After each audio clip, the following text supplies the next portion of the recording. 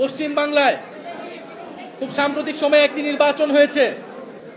বাংলাদেশের পার্শ্ববর্তী এলাকা হিসেবে পশ্চিমবঙ্গ আমাদের জন্য অত্যন্ত গুরুত্বপূর্ণ। সেই নির্বাচন তাদের অভ্যন্তরীণ বিষয়, কিন্তু নির্বাচন নিয়ে আমরা এই জন্য কোনো কথা বলতে চাই না।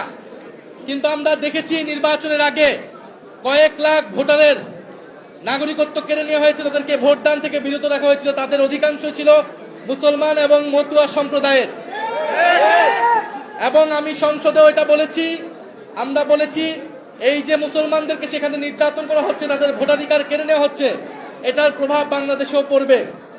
এবং নির্বাচনের পরেও সেখানে মুসলিম নির্যাতন হচ্ছে, মতুয়া দলিত সম্প্রদায় সংখ্যালঘু সম্প্রদায়ের উপর নির্যাতন করা হচ্ছে। আমরা একটা কথা সুস্পষ্টভাবে বলতে চাই, আপনাদের উদ্দেশ্যে বলতে চাই, পশ্চিমবঙ্গের এই নির্বাচনের ফলাফলের পরে বাংলাদেশের দায়িত্ব অনেক বেড়ে গিয়েছে। বাংলাদেশকে দায়িত্বশীল আচরণ করতে হবে।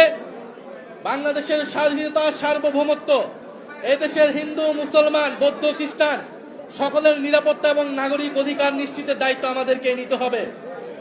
এবং আমাদের শত্রুপক্ষ যারা বাংলাদেশ বিরোধী, বাংলাদেশের স্বার্থ বিরোধী, তারা নানা উস্কানি দিবে, নানা সাম্প্রদায়িকতা ছড়ানোর চেষ্টা করবে, তারা নানা প্রপাগান্ডা করবে। আমাদেরকে এই বিষয়ে সচেতন থাকতে হবে।